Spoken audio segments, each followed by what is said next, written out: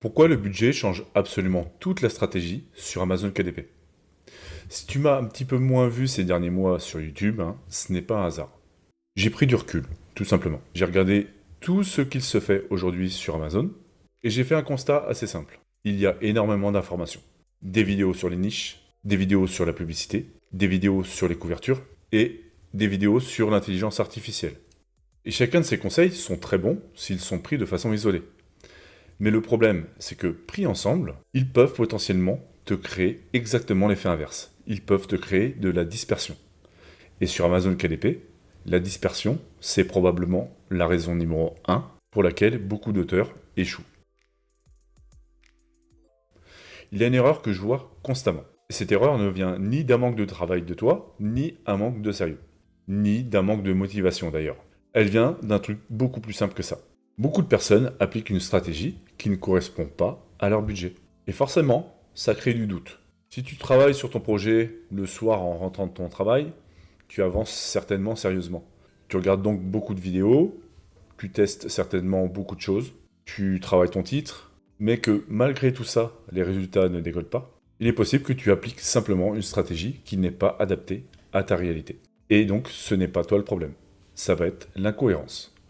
Aujourd'hui, sur YouTube, tu peux entendre grosso modo deux discours opposés.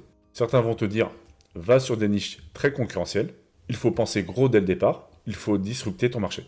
Et sur le principe, ils ont raison, c'est pas faux. Mais ce qui est rarement expliqué clairement, c'est le budget qu'il faut avoir derrière pour jouer cette stratégie. On parle souvent de marché avec une grosse demande.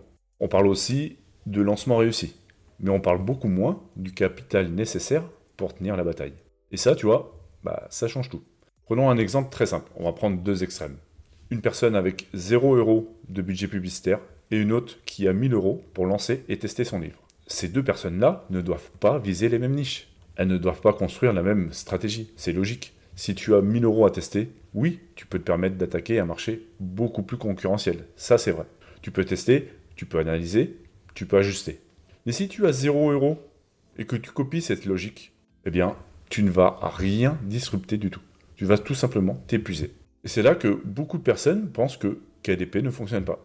Alors qu'en réalité, elles appliquent tout simplement une stratégie qui n'est pas faite pour elles. Quand la stratégie n'est pas alignée avec toi, avec ta réalité, ce n'est pas la stratégie qui paraît mauvaise, c'est toi qui doutes. Tu peux te demander à ce moment-là, est-ce que la niche n'est pas saturée? Est-ce que mon livre est mauvais finalement? Est-ce que KDP fonctionne encore? Alors que parfois, le problème est beaucoup plus simple. La stratégie n'est pas adaptée, tout simplement. Il y a un autre élément dont on parle très peu également, le temps. Quand tu n'as pas de gros budget publicitaire, tu n'as pas non plus le luxe de perdre 6 mois à tester une stratégie qui est incohérente pour toi. Parce que tu travailles certainement à côté, parce que tu avances sur tes projets KDP le soir peut-être, parce que ton énergie, elle est limitée. Une stratégie mal adaptée ne coûte pas seulement de l'argent, elle va te coûter également du temps. Et le temps, on le récupère jamais. Enfin, sauf si quelqu'un invente une machine à voyager dans le temps, ok.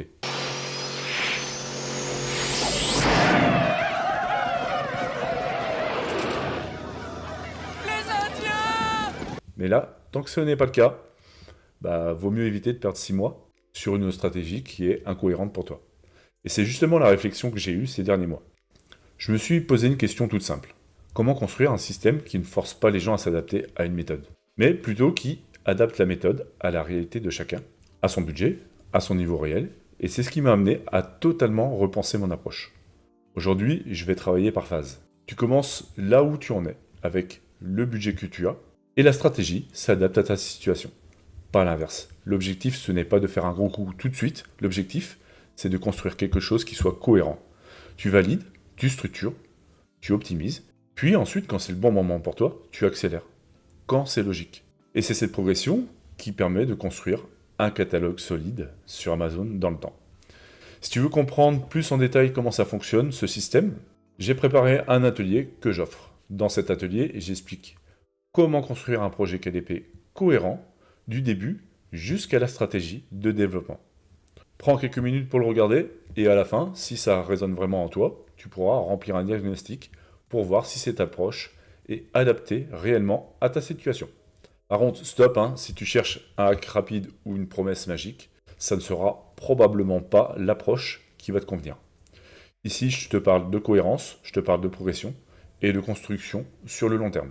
Si cette vidéo t'a parlé, pense à la liker et surtout dis-moi en commentaire où tu en es aujourd'hui. Par exemple, ton budget publicitaire, est-ce que tu as plutôt 0 € de budget, un petit budget ou un budget plutôt moyen ou conséquent? Ça m'intéresse de savoir et je te dis à très vite. C'était Sylvain de l'école KDP. Ciao.